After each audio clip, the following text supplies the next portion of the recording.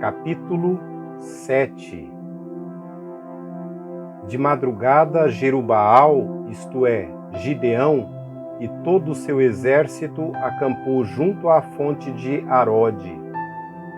O acampamento de Midian estava ao norte deles, no vale, perto do monte Moré. E o Senhor disse a Gideão: Você tem gente demais para eu entregar Midian nas suas mãos, a fim de que Israel não se orgulhe contra mim, dizendo que a sua própria força os libertou. Anuncie, pois, ao povo que todo aquele que estiver tremendo de medo poderá ir embora do monte Gileade. Então 22.000 homens partiram e ficaram apenas 10.000. Mas o Senhor tornou a dizer a Gideão: Ainda há gente demais. Desça com eles à beira d'água, e eu separarei os que ficarão com você. Se eu disser, este irá com você, ele irá.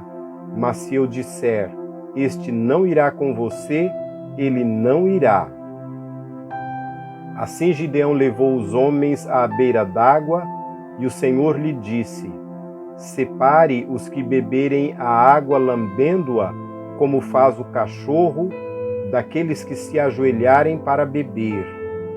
O número dos que lamberam a água, levando-a com as mãos à boca, foi de 300 homens. Todos os demais se ajoelharam para beber. O Senhor disse a Gideão: Com os 300 homens que lamberam a água, livrarei vocês e entregarei os midianitas nas suas mãos. Mande para casa todos os outros homens. Gideão mandou os israelitas para suas tendas, mas reteve os 300. E estes ficaram com as provisões e as trombetas dos que partiram. O acampamento de Midian ficava abaixo deles no vale. Naquela noite o Senhor disse a Gideão: Levante-se e desça ao acampamento, pois vou entregá-lo nas suas mãos. Se você está com medo de atacá-los, desça ao acampamento com o seu servo Pura, e ouve o que estiverem dizendo. Depois disso, você terá coragem para atacar. Então ele e o seu servo Pura desceram até os postos avançados do acampamento. Os midianitas, os amalequitas e todos os outros povos que vinham do leste haviam se instalado no vale. Eram numerosos como nuvens de gafanhotos. Assim como não se pode contar a areia da praia, também não se podia contar os seus camelos. Gideão chegou bem no momento em que um homem estava contando seu sonho a um amigo. Tive um sonho, dizia ele. Um pão de cevada vinha rolando dentro do acampamento midianita e atingiu a tenda com tanta força que ela tombou e se desmontou. Seu amigo respondeu: Não pode ser outra coisa senão a espada de Gideão, filho de Joás, o israelita. Deus entregou os midianitas e todo o acampamento nas mãos dele. Quando Gideão ouviu o sonho e a sua interpretação, adorou a Deus. Voltou para o acampamento de Israel e gritou: Levantem-se! O Senhor entregou o acampamento midianita nas suas mãos. Dividiu os 300 homens em 3 companhias, pôs nas mãos de todos eles trombetas e jarros vazios, com tochas dentro. E ele lhes disse: Observem-me, façam o que eu fizer.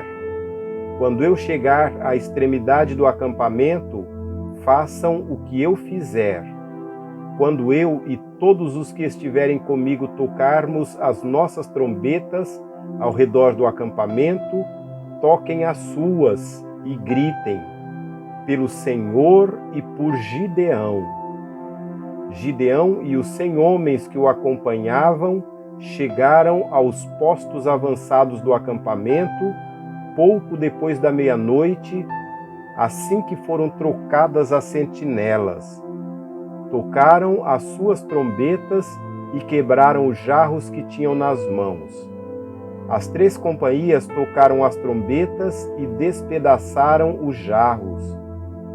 Empunhando as tochas com a mão esquerda e as trombetas com a direita, gritaram: "A espada pelo Senhor e por Gideão." Cada homem mantinha a sua posição em torno do acampamento e todos os midianitas fugiam correndo e gritando. Quando as 300 trombetas soaram, o Senhor fez que, em todo o acampamento, os homens se voltassem uns contra os outros com as suas espadas. Mas muitos fugiram para Bet-sita, na direção de Zererá, até as fronteiras de Abel-meolá, perto de Tabate. Os israelitas de Naftali, de Azer e de todo o Manassés foram convocados e perseguiram os midianitas. Gideão enviou mensageiros a todos os montes de Efraim, dizendo: "Desçam para atacar os midianitas e cerquem as águas do Jordão à frente deles até Bet-bara." Foram, pois, convocados todos os homens de Efraim, e eles ocuparam as águas do Jordão até Bet-bara. Eles prenderam 2 líderes midianitas, Oreb e Zeebe. Mataram Oreb na rocha de Oreb e Zeebe no tanque de prensar uvas de Zeebe.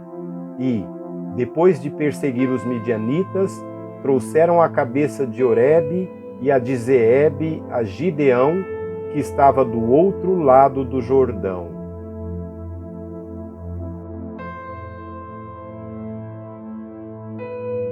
Capítulo 8. Os efraimitas perguntaram então a Gideão: "Por que você nos tratou dessa forma? Por que não nos chamou quando foi lutar contra Midian?" E o criticaram duramente. Ele, porém, lhes respondeu: "Que é que eu fiz em comparação com vocês? O resto das uvas de Efraim não são melhores do que toda a colheita de Abiezer? Deus entregou os líderes midianitas, Oreb e Zeebe, nas mãos de vocês. O que pude fazer não se compara com o que vocês fizeram." Diante disso, acalmou-se a indignação deles contra Gideão.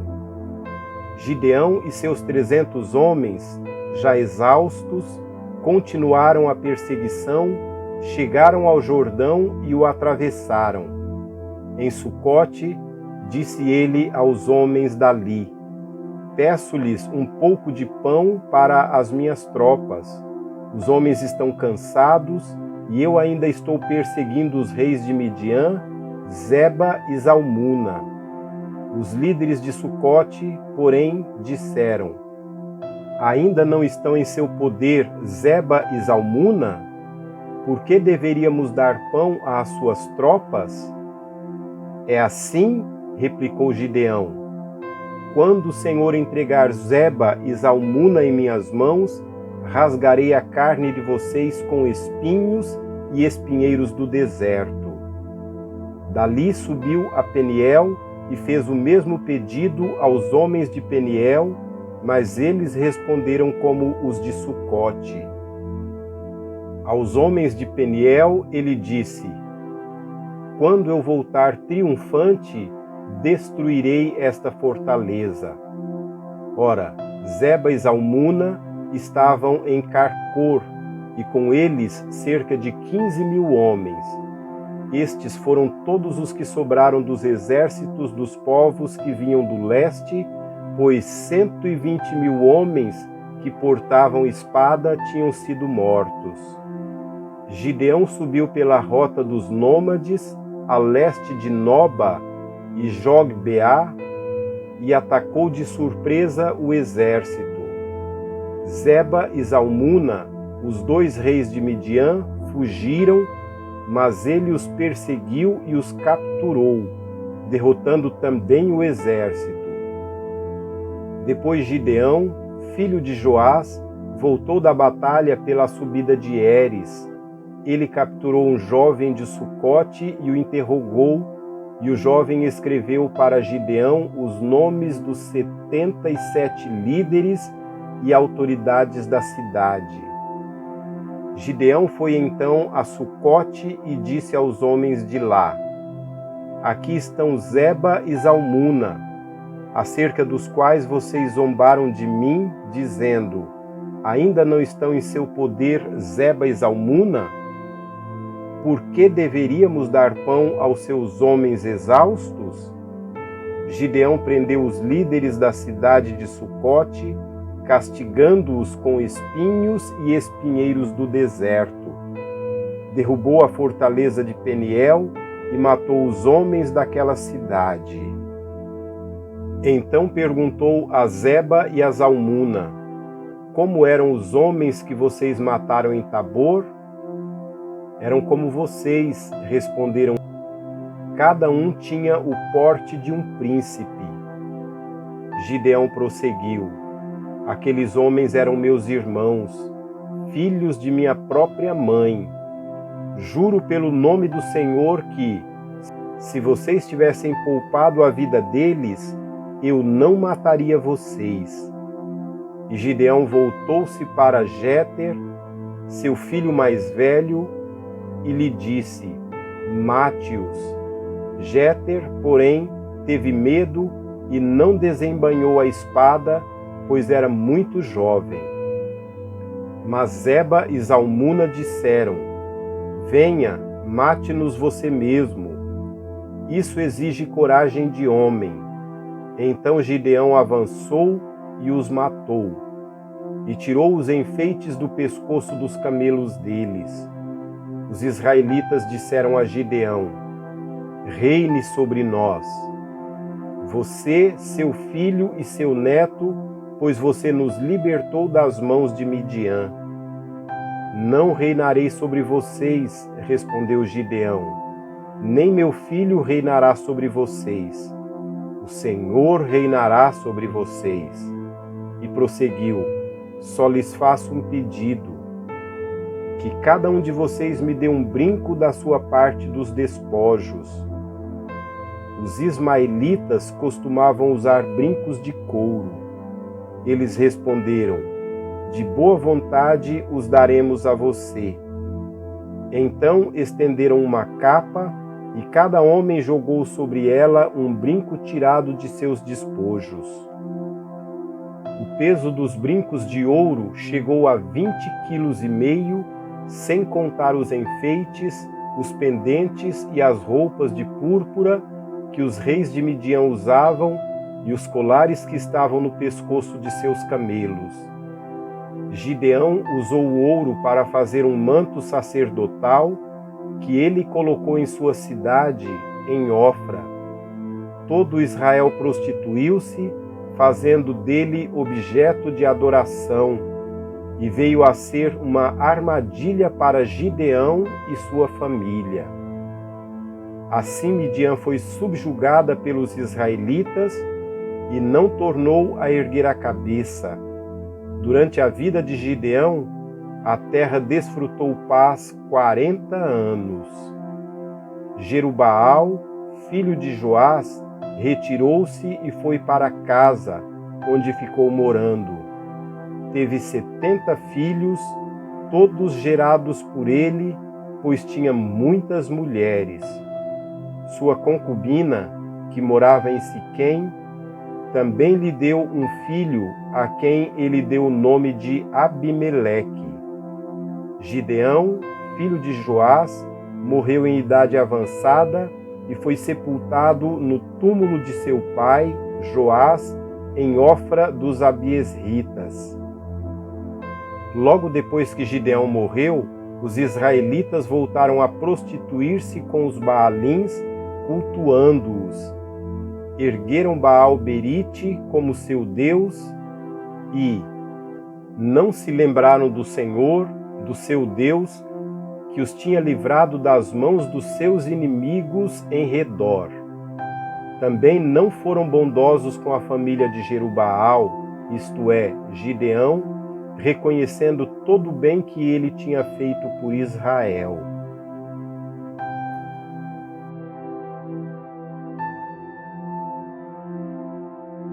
Capítulo 9. Abimeleque, filho de Jerubaal, foi aos irmãos de sua mãe em Siquém e disse a eles e a todo o clã da família de sua mãe: perguntem a todos os cidadãos de Siquém: o que é melhor para vocês? Ter todos os 70 filhos de Jerubaal governando sobre vocês, ou somente um homem? Lembrem-se de que eu sou sua própria carne. Os irmãos de sua mãe repetiram tudo aos cidadãos de Siquém, e estes se tornaram propensos a seguir Abimeleque, pois disseram: ele é nosso irmão. Deram-lhe 70 peças de prata, tiradas do templo de Baal-Berite, aos quais Abimeleque usou para contratar alguns desocupados e vadios, que se tornaram seus seguidores. Foi à casa de seu pai em Ofra e matou seus 70 irmãos, filhos de Jerubaal, sobre uma rocha. Mas Jotão, o filho mais novo de Jerubaal, escondeu-se e escapou.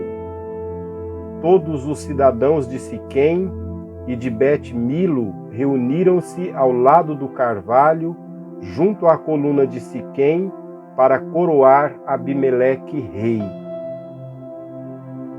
Quando Jotão soube disso, subiu ao topo do monte Gerizim e gritou para eles: ouçam-me, cidadãos de Siquém, para que Deus os ouça. Certo dia, as árvores saíram para ungir um rei para si. Disseram à oliveira: seja o nosso rei. A oliveira, porém, respondeu: deveria eu renunciar ao meu azeite, com o qual se presta honra aos deuses e aos homens, para dominar sobre as árvores? Então as árvores disseram à figueira: venha ser o nosso rei. A figueira, porém, respondeu: deveria eu renunciar ao meu fruto saboroso e doce, para dominar sobre as árvores? Depois as árvores disseram à videira: venha ser o nosso rei. A videira, porém, respondeu: deveria eu renunciar ao meu vinho, que alegra os deuses e os homens, para ter o domínio sobre as árvores? Finalmente, todas as árvores disseram ao espinheiro: venha ser o nosso rei. O espinheiro disse às árvores: se querem realmente ungir-me rei sobre vocês, venham abrigar-se à minha sombra. Do contrário, sairá fogo do espinheiro e consumirá até os cedros do Líbano. Será que vocês agiram de fato com sinceridade quando fizeram Abimeleque rei? Foram justos com Jerubaal e sua família, como ele merecia? Meu pai lutou por vocês e arriscou a vida para livrá-los das mãos de Midian. Hoje, porém, vocês se revoltaram contra a família de meu pai, mataram seus 70 filhos sobre a mesma rocha e proclamaram Abimeleque, o filho de sua escrava, rei sobre os cidadãos de Siquém, pelo fato de ser irmão de vocês. Se hoje vocês de fato agiram com sinceridade para com Jerubaal e sua família, alegrem-se com Abimeleque, e alegre-se ele com vocês. Entretanto, se não foi assim, que saia fogo de Abimeleque e consuma os cidadãos de Siquém e de Bet-Milo, e que saia fogo dos cidadãos de Siquém e de Bet-Milo e consuma Abimeleque. Depois Jotão fugiu para Beer e foi morar ali, longe de seu irmão Abimeleque. Fazia 3 anos que Abimeleque governava Israel, quando Deus enviou um espírito maligno entre Abimeleque e os cidadãos de Siquém, e estes agiram traiçoeiramente contra Abimeleque. Isto aconteceu para que o crime contra os 70 filhos de Jerubaal, o derramamento do sangue deles, fosse vingado em seu irmão Abimeleque e nos cidadãos de Siquém, que o ajudaram a assassinar os seus irmãos. Os cidadãos de Siquém enviaram homens para o alto das colinas para emboscarem os que passassem por ali, e Abimeleque foi informado disso. Nesse meio tempo, Gaal, filho de Ebede, mudou-se com seus parentes para Siquém, cujos cidadãos confiavam nele. Sucedeu que foram ao campo, colheram uvas, pisaram-nas e fizeram uma festa no templo do seu Deus. Comendo e bebendo, amaldiçoaram Abimeleque. Então Gaal, filho de Ebede, disse: Quem é Abimeleque para que o sirvamos? E quem é Siquém? Não é ele o filho de Jerubaal? E não é Zebul o seu representante? Sirvam aos homens de Amor, o pai de Siquém. Por que servir a Abimeleque? Ah, se eu tivesse esse povo sob meu comando, eu me livraria dele e diria a Abimeleque: mobilize o seu exército e venha. Quando Zebul, o governante da cidade, ouviu o que dizia Gaal, filho de Ebede, ficou indignado. Secretamente enviou mensageiros a Abimeleque, dizendo: Gaal, filho de Ebede, e seus parentes vieram a Siquém e estão agitando a cidade contra você. Venha de noite, você e seus homens, e fiquem à espera no campo. De manhã, ao nascer do sol, avance contra a cidade. Quando Gaal e sua tropa atacarem, faça com ele o que achar melhor. E assim Abimeleque e todas as suas tropas partiram de noite e prepararam emboscadas perto de Siquém em 4 companhias. Ora, Gaal, filho de Ebede, tinha saído e estava à porta da cidade quando Abimeleque e seus homens saíram da sua emboscada. Quando Gaal os viu, disse a Zebul: Veja, vem gente descendo do alto das colinas.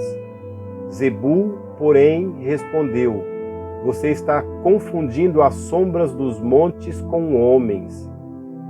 Mas Gaal tornou a falar: Veja, vem gente descendo da parte central do território, e uma companhia está vindo pelo caminho do carvalho dos adivinhadores.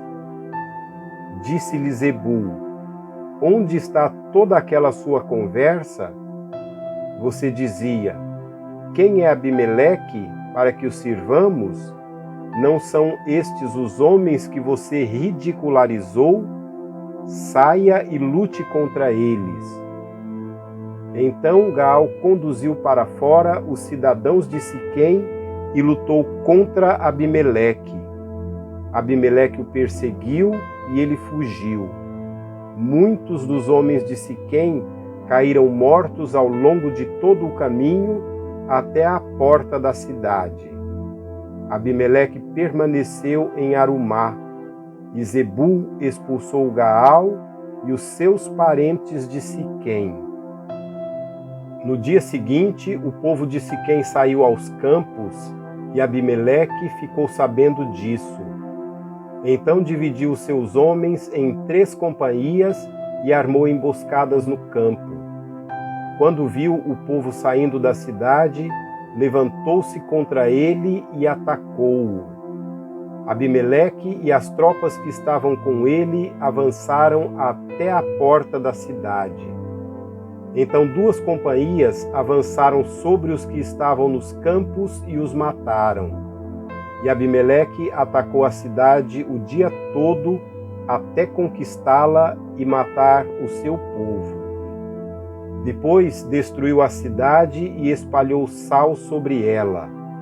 Ao saberem disso, os cidadãos que estavam na torre de Siquém entraram na fortaleza do templo de El-Berite. Quando Abimeleque soube que se haviam reunido lá, ele e todos os seus homens subiram o monte Zalmon. Ele apanhou um machado e cortou um galho de árvore e o pôs nos ombros. Então deu esta ordem aos homens que estavam com ele: rápido, façam o que eu fizer. Todos os homens cortaram galhos e seguiram Abimeleque. Empilharam os galhos junto à fortaleza e a incendiaram. Assim morreu também o povo que estava na torre de Siquém, cerca de 1000 homens e mulheres. A seguir, Abimeleque foi a Tebes, sitiou-a e conquistou-a. Mas dentro da cidade havia uma torre bastante forte, para a qual fugiram todos os homens e mulheres e todo o povo da cidade. Trancaram-se por dentro e subiram para o telhado da torre. Abimeleque foi para a torre e atacou-a. E quando se aproximava da entrada da torre para incendiá-la, uma mulher jogou-lhe uma pedra de moinho na cabeça, que lhe rachou o crânio. Imediatamente ele chamou seu escudeiro e lhe ordenou: tire a espada e mate-me, para que não digam que uma mulher me matou. Então o jovem o atravessou e ele morreu. Quando os israelitas viram que Abimeleque estava morto, voltaram para casa. Assim Deus retribuiu a maldade que Abimeleque praticara contra o seu pai, matando os seus 70 irmãos. Deus fez também os homens de Siquém pagarem por toda a sua maldade. A maldição de Jotão, filho de Jerubaal, caiu sobre eles.